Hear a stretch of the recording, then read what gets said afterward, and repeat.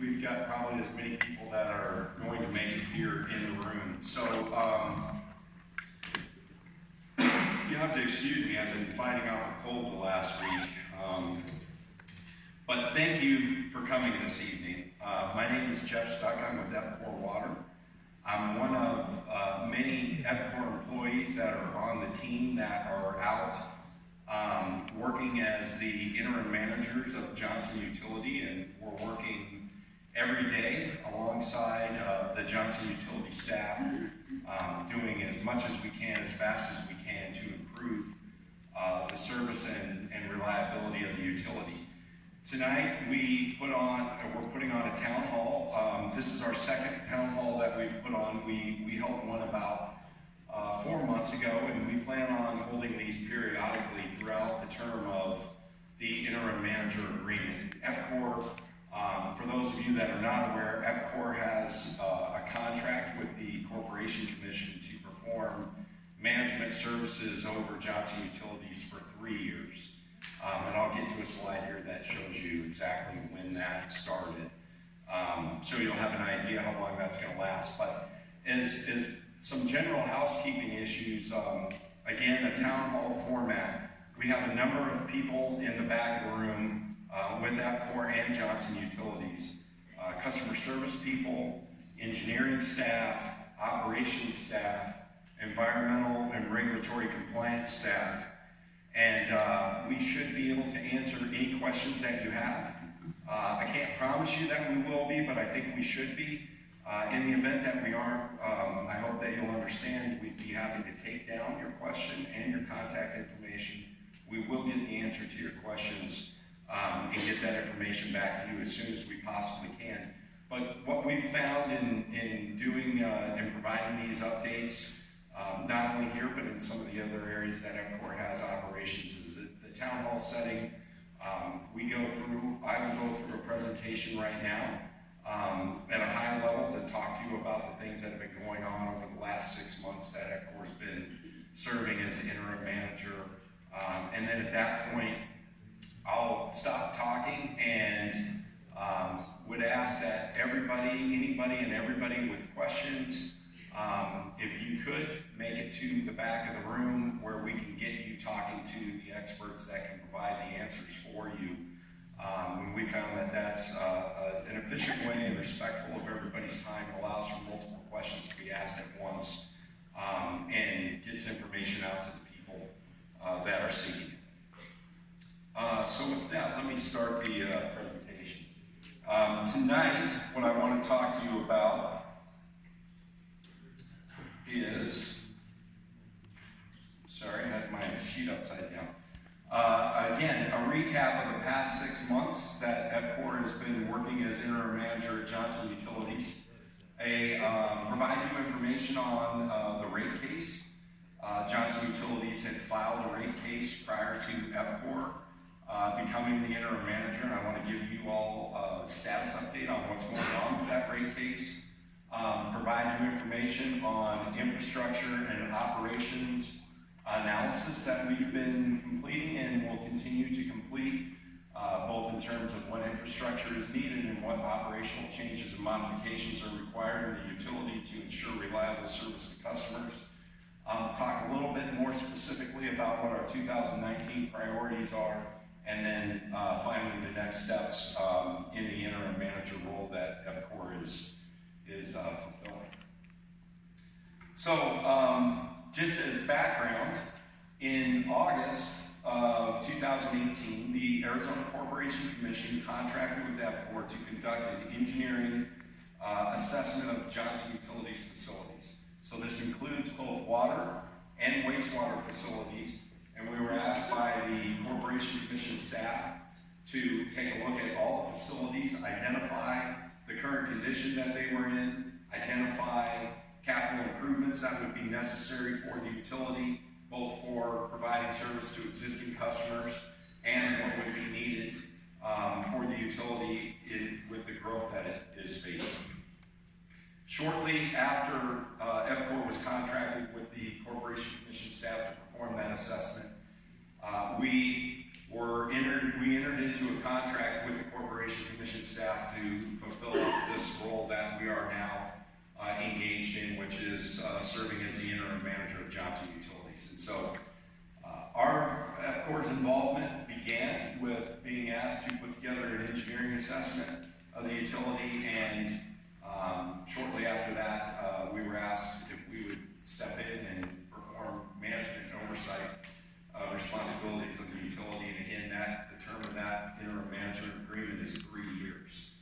I do want to say that Epcor itself has water and wastewater utilities throughout Arizona.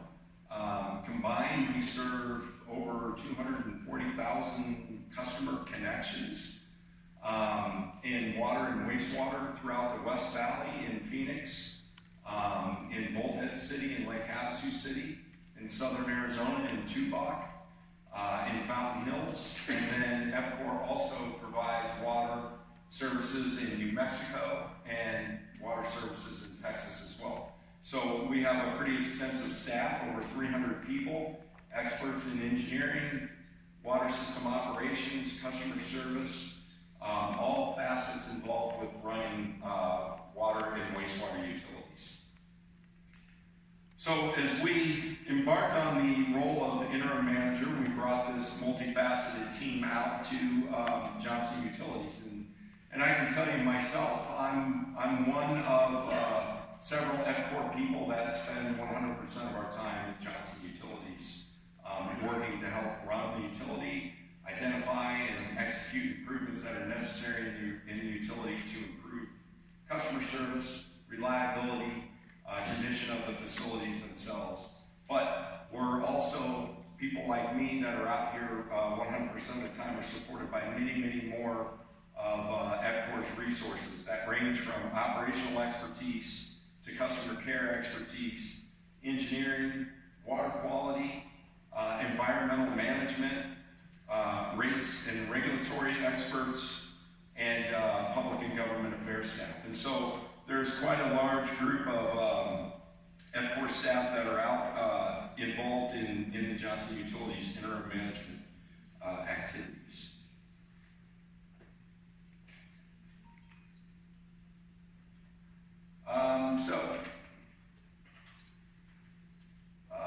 The primary purpose of the meeting tonight is to provide you with a recap of the last 6 months. We started our interim manager arrangement in August 31st, and so we're right at about 6 months. Wanted to bring you up to date on the things that we are doing. So to start off with, when we first arrived, we were made aware by a number of people of water pressure issues various customers were experiencing. I can tell you that there are some short-term fixes that we've been able to put in place to address water pressure issues, but there are longer-term solutions that need to be executed, and those will take time to put in place. In the short term, what we've done is we've gone around to all of the booster stations that boost the water from the wells out into the system to the customers, installed new pumps, put in motor controllers that allow us to better maintain pressure within the system. We were experiencing some low pressure in the Santan Heights area. That was one of the areas that we were aware of. Pressures were probably around 20 psi, 25 psi. We wanted to boost those up. We've been able to get those up into around the 50 psi area, but that's not the long-term solution. A lot of the work that we're doing here in the immediate is trying to address issues, excuse me, as best we can while we afford ourselves some time to execute longer-term capital projects. The ultimate solution for water pressure in this system, the Johnson Utilities service territory covers 160 square miles, I believe. There are no distinct pressure zones, which is not common for a water utility of this size, and we're in the process of working through an engineering and hydraulic analysis to identify where those pressure zones need to be established. That's the permanent solution, and when that's put in place, pressure will be much better managed than it is right now. But there are things that we can do in the short term, and certainly we are doing those. progress is feedback from the customers. We do have devices that we place throughout the system to measure pressure over time.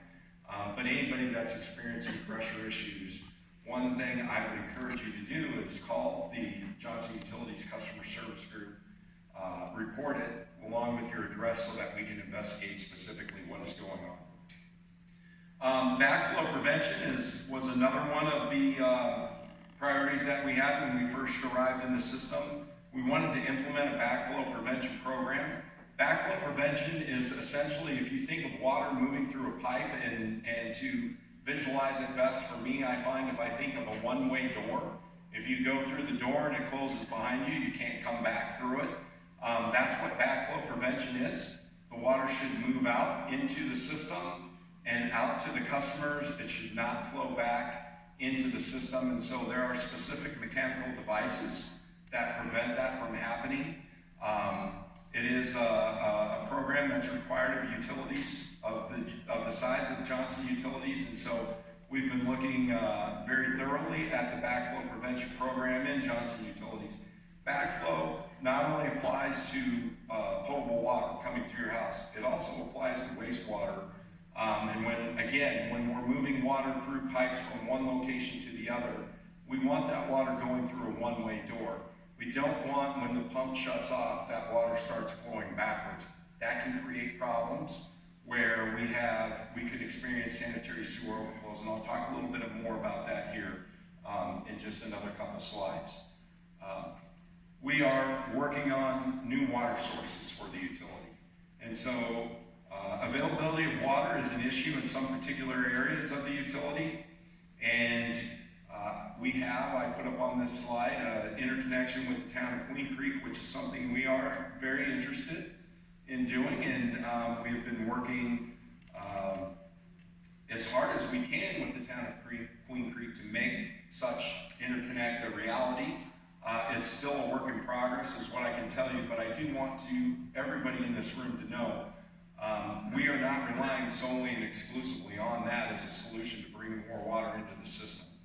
We are actively looking at existing wells that Johnson Utilities own, but we're not tied into the system to determine the viability of those wells. In fact, we discovered one well. You might have seen it's located on the corner of Village and Hunt Highway, and we had a crew out pump testing that well about 3 weeks ago to determine whether it could produce water. It produces a lot of water. The water is of good quality, and so we're moving forward and tying that well into the system.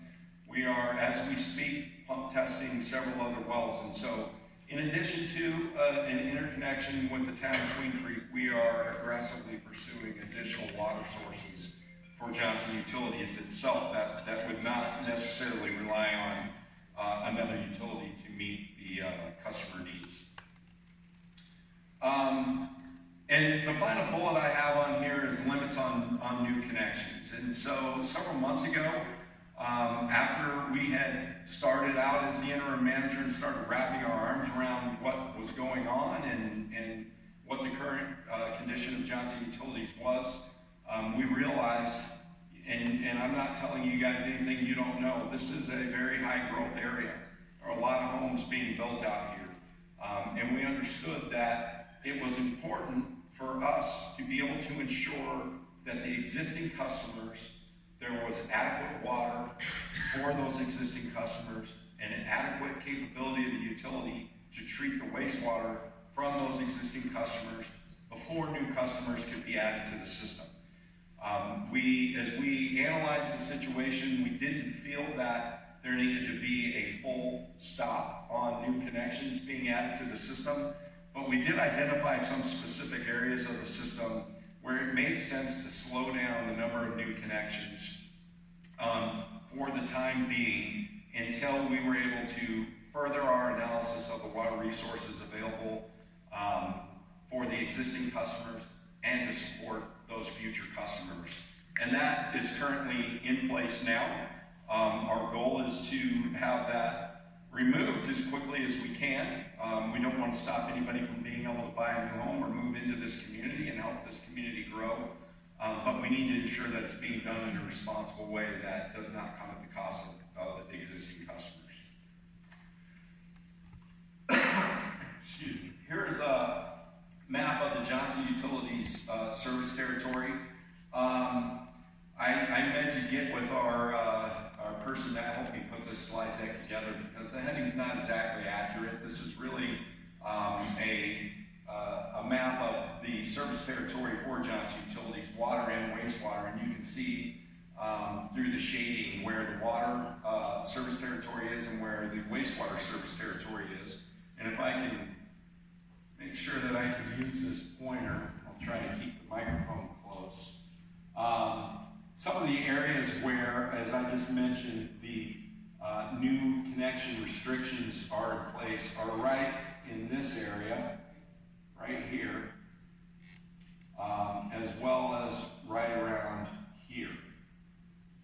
So this is Morning Sun Farm, Santan Heights area right here. This area right here is Oasis Magic Ranch for just as a point of reference for everybody.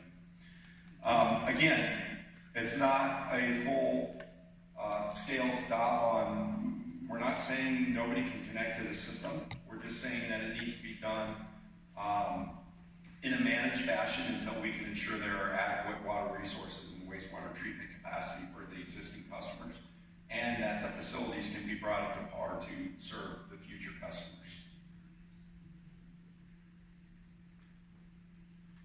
So let me move on to wastewater.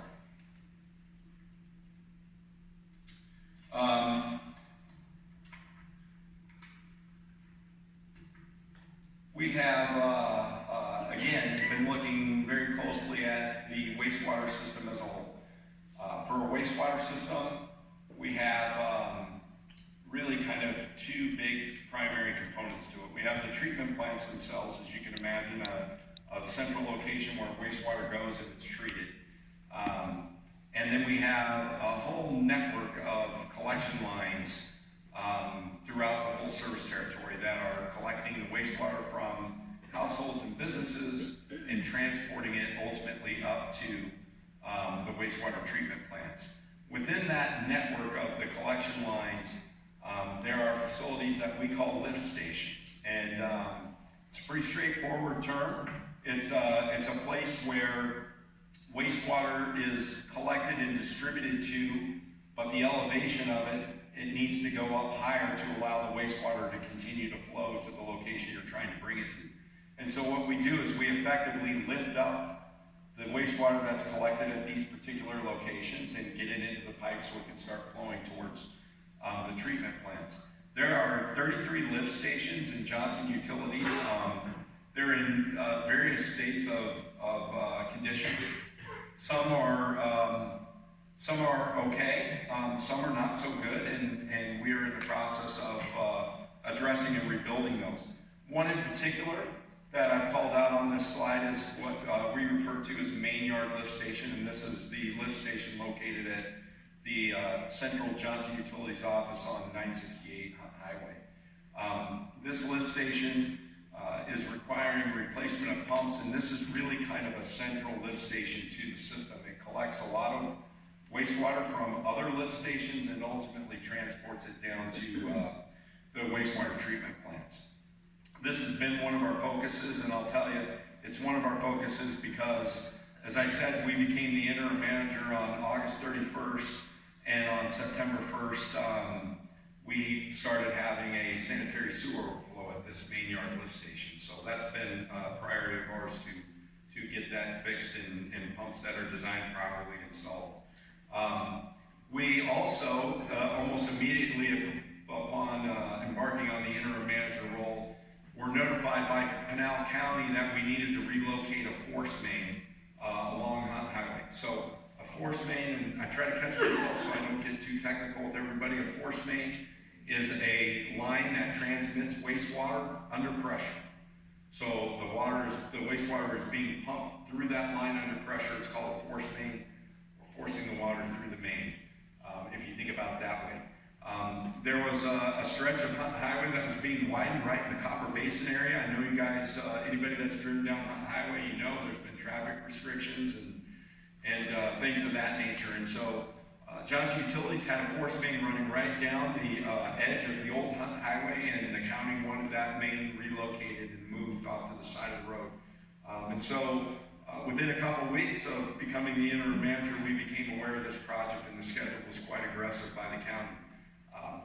Gladly, they were willing to work with us and provide us the time that we needed to have that line designed properly and installed. But that line, the relocation, several thousand feet of force main, was completed right around the middle to the end of December, and is now in operation in providing service to Johnson Utilities customers. Collection system maintenance, and so I talked about wastewater treatment plants and then the network of lines that collect the wastewater from people's house and ultimately transmit it to the wastewater plants.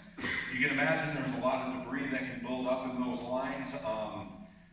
People flush a lot of crazy things down toilets. You find some strange things in collection systems. What's important to make sure that your utility continues to run properly and that you don't have sanitary sewer overflows is you need to clean that collection system. You need to do it on a scheduled and routine basis. And it's something that we've been aggressively doing since we arrived in Johnson Utilities. To date, we've cleaned over 50 miles of collection lines.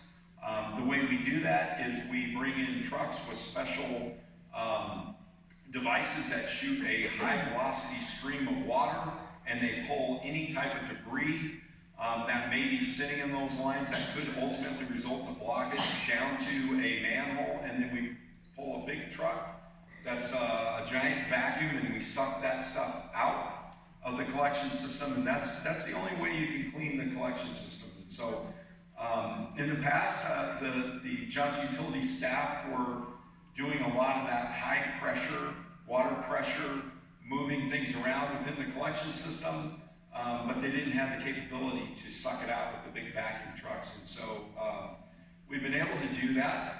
That's maintenance on the collection lines. We also use those vac trucks to clean out the lift stations as well. So you can imagine water pouring into a big caisson or wet well, if you will. Debris is going to accumulate, and it's important that you regularly clean those as well. The vac truck helps us do that also. For the Pecan water reclamation plant, which is the plant that's up here north on Gansel, one of the primary problems that plant was encountering was the ability to dispose of the treated wastewater that was being generated in the plant. Right now there are two, what we refer to as effluent. We call the treated wastewater effluent. Two effluent customers off of that plant. In Cantera, the development takes that water into their golf course lakes and uses it to irrigate the golf course. And then there's a local farmer that takes that water to irrigate their fields where they're growing hay. We have installed over a mile of effluent delivery line to expand our ability to get water to the farmer that receives the treated effluent, and to try to give us the ability to dispose of more of that water. One issue that we're facing, and one that we are working aggressively to address, is when we have wet weather conditions, which we've had quite a bit of lately. You can imagine people that are taking our treated effluent for irrigation, they don't need water when it's raining and flooding out their properties. And so we need to have another alternative means to dispose of that effluent. I think we're getting very close to having a solution to that. But that was one of our priorities as well. The final bullet that I have on this wastewater slide is SCADA alarms. And so SCADA is an acronym. If you're in the utility business, it's electronic remote monitoring of facilities. And so we were made aware of many sanitary sewer overflows that were occurring in the utility before we arrived as interim manager. And one important thing for you to do in a utility, particularly if you have 33 remote lift stations, is to be able to know what's going on at those at all times. What are the levels in those stations? Are the pumps running or are they not running? Key information that allows you to react proactively rather than wait for somebody to call and say, I see wastewater flowing down the street, and then you drive out and find a problem. SCADA is that proactivity. SCADA is remote monitoring that allows us to see levels in these lift stations and to understand, are the pumps running that are there that are supposed to be running, or have they faulted out, so that we can go out and get electricians out to fix the problem. We've installed this SCADA monitoring on all of the lift stations. It didn't exist when we showed up as interim manager. It's in place now. It does provide alarms. This is a first step, and as I mentioned at the beginning of my remarks, we're doing some things in the immediate to improve service, but there are longer term solutions that will take a little bit of time. Monitoring and understanding whether a pump is running is very important.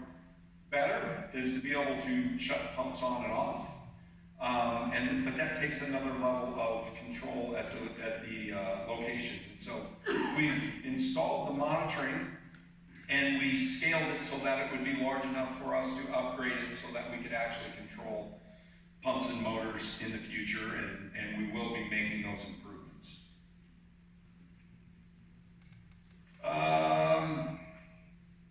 So sanitary sewer overflows, what are we doing? I can tell you, before I came out to Johnson Utilities, I oversaw a number of water and wastewater utilities for Epcor Water or other service territories. And in 10 years, I experienced one sanitary sewer overflow in the facilities that I manage. We are continuing to see them periodically here. What we are doing is, not only are we going out and responding and cleaning up the problem and making sure that everything's put back to the way it was before that occurred, but we're then focusing on that area and going in to determine what is the root cause, what caused this to happen, what do we need to do to prevent it. If the cause is a blockage that's maybe from grease built up in a collection line, we're talking with our other Epcor resources to go out and start evaluating any restaurants in the area and inspect their grease traps to find out, are they maintaining grease traps, or are they releasing grease into the system that's causing the problem in these areas? And so we're going into a root cause analysis. The sanitary sewer overflows have reduced significantly from when Epcor first came out. They're still occurring, and that's not acceptable to us. I really do wish that I had the ability to just wave my hands and make it all go away, but unfortunately it's going to take a lot of hard work, and it's going to take time. And so I just want you to know we're aware of the situation. We are responding to it appropriately. We are working very, very hard to be good partners in the community. We've spoken to a number of HOAs where there were some sanitary sewer overflows, and they were not very pleased with the way the area looked after it was cleaned up. We're working closely with them to ensure restoration meets their expectations, so that we walk away from something that was a result of the Johnson Utilities infrastructure and impacting somebody else's common area or property, that we restore that to the way it was before anything like that happened. How you can help, again, if you see something, pick up the phone and call us. Let us know what's going on. There's a lot of area for us to cover, and so you guys have many more eyes than we do, and any information that you can provide is very helpful. The one thing we do ask, be specific. Where do you live? What specifically is the problem? Did you see an overflow? Are you smelling odors? If you're smelling odors, what times of the day? Is it all day long, or is it just in the morning or in the evening? All of those things help us better and more effectively solve the problems that customers are experiencing. So we're also focusing on customer service, and one big improvement that we were able to make, our director of customer care was able to get in and take a look at how customer service was being managed in Johnson Utilities. And I do want to take a sidestep and tell everybody here that the people with Johnson Utilities that I've worked with over the last 6 months are very dedicated and committed to providing you guys service. I know it hasn't turned out that way, but I can assure you, I'm working with them every day, and I have no question over their commitment and dedication to try to do the right job. Some of it was a result of needing the proper tools to do the right job, and that's some of what we're working on right now. One of those is after-hours dispatching.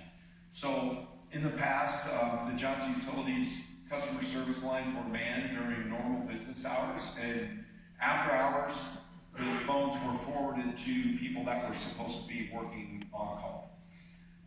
And sometimes those folks might leave a cell phone in their company vehicle, and a call just rings and goes to voicemail and nobody responds. So we understood that that wasn't acceptable or anything that a customer would expect, and so we were able to contract with a company that provides after-hours dispatching. Live person answers the phone. If you call in at 8, if you call in at 9, if you call in at 11 or 1 in the morning, a live person will answer the phone and take your information. Now, these people, they're not Johnson Utilities employees, and so they're gathering information. What is the problem? What is your address? And they are then passing that along to Johnson Utilities staff. The difference is that this is all has to be affirmatively received, and so they have a calling tree. I'm on the calling tree, and it's never gotten to the point where it has to get to me. If it gets to me, that's not going to be good for not only me, but a lot of other people as well. But we've been getting good feedback that this process is working, and this was an important improvement for us to make. We wanted people to be able, you need to talk to somebody. You need to know that when you call in with something after hours, that it is being received and being addressed. We also conducted a billing audit, and so with the audit itself, what we mean is we went and looked at every individual customer and compared it to the approved rate tariff provided by the Corporation Commission. And we wanted to ensure that everybody was being charged the right rate in the right manner. And so that audit has been completed. We have verified all the billing is accurate and has been for Johnson Utilities. And so we will continue to follow the tariffs that are set forth by the Arizona Corporation Commission. Those can change from time to time, and I'll explain that here in just a moment. We're providing tools and resources. So as I mentioned, Epcor is a large water and wastewater utility. We are, I believe, the 4th or 5th largest water and wastewater utility in the state of Arizona. I think we come in, we're the 4th. I'm getting the hand signal. We come in behind Mesa, Phoenix, and I believe Tucson Water. After that, it's Epcor Water. And so we're a big organization, and we have a lot of experience, and our people are working very closely with the Johnson Utilities staff to share best practices and standard operating procedures and things of that nature in an effort to improve the customer experience and interaction. Service training, same thing.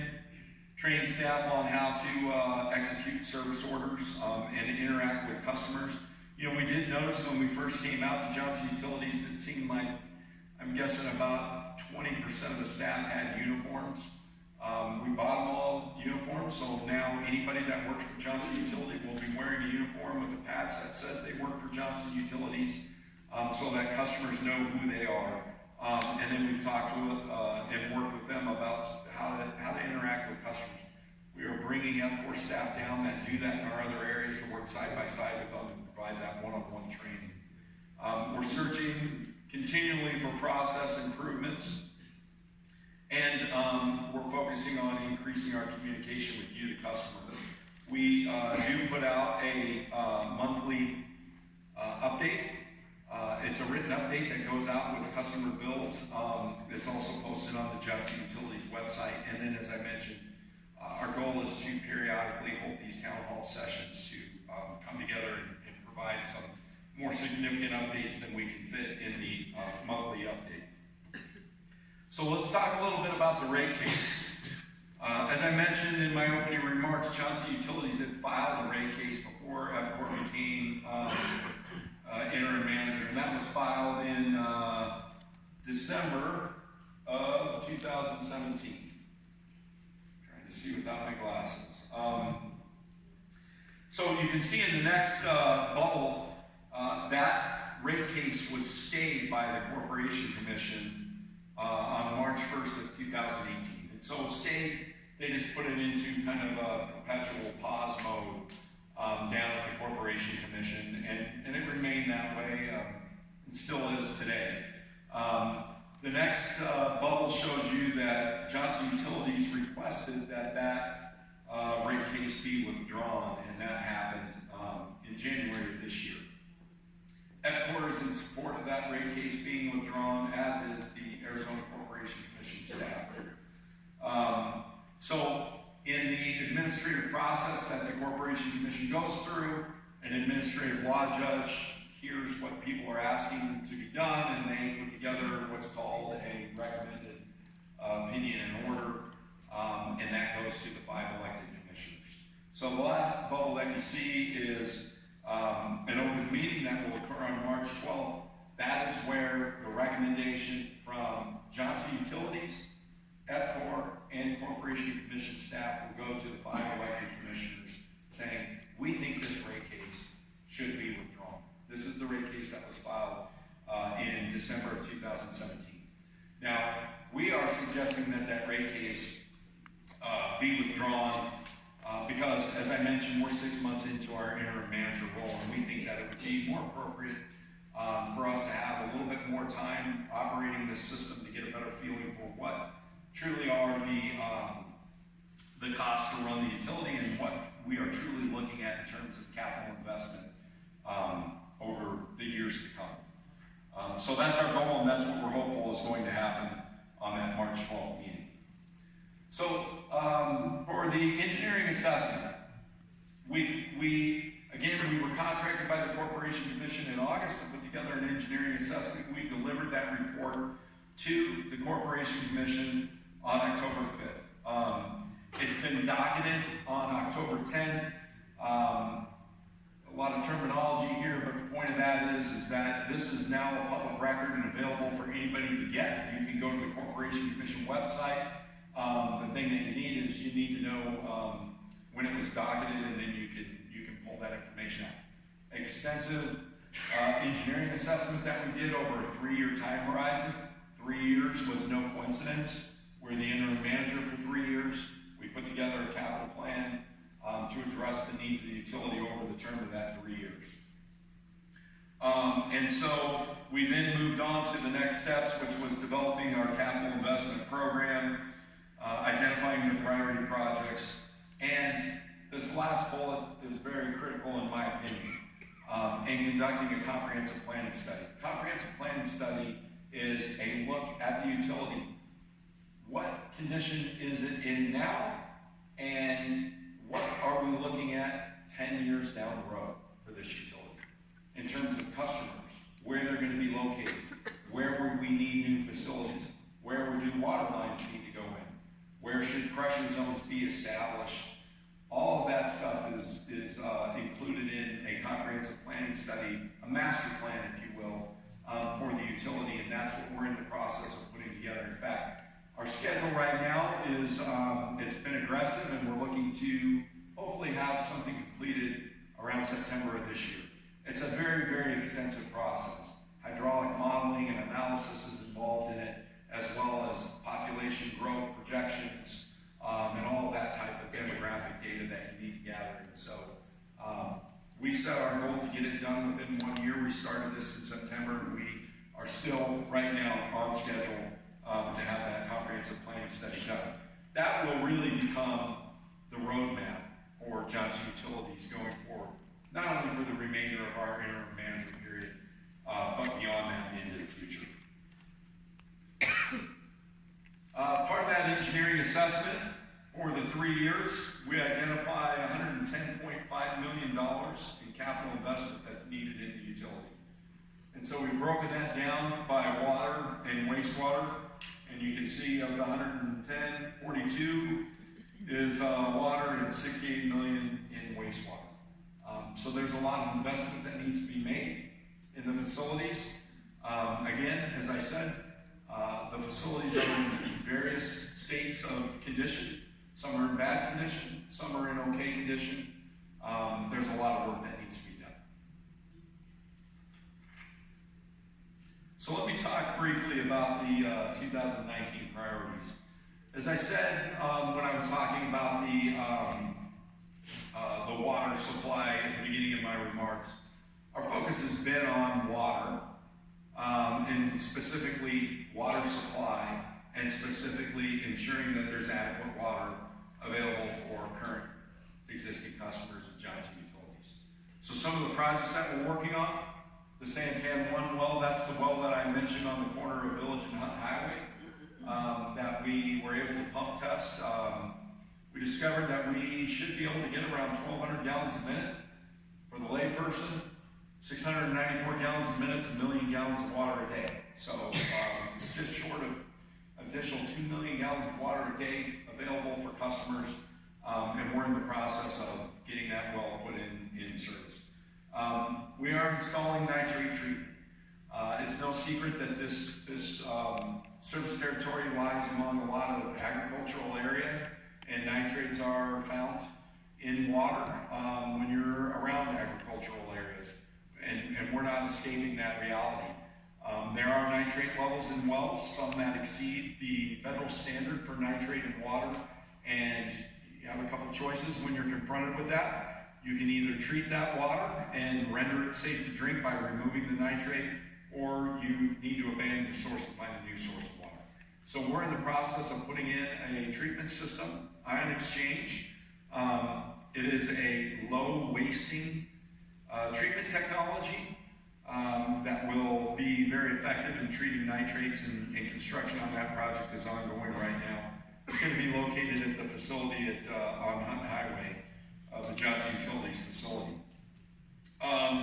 We're also installing in the final stages of installing a 16-inch transmission main that runs down Bella Vista from Attaway all the way to the Johnson Utilities facility on Hunt Highway.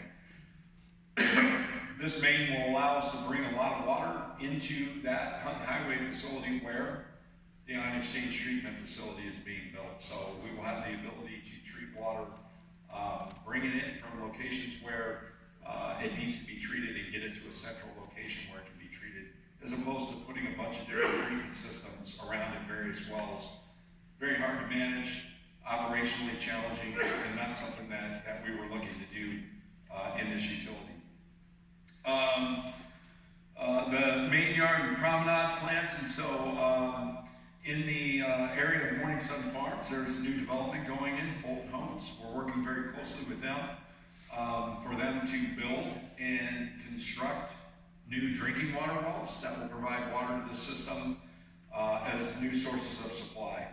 And then, of course, conservation education. You know, the more water that people can save means the less new water that we need to find to bring into the system. And so we're very interested in doing that as well. For the wastewater, again, lift station upgrades. We've made many. We've put that remote monitoring in place in many of the lift stations. We're in the process of going around all 33 of those lift stations. Each one has 2 pumps in it. We're making sure the pumps are operating properly. We're making sure they're designed properly. And if they need to be replaced, they're being replaced. And any other work that may need to take place at those lift stations is also taking place.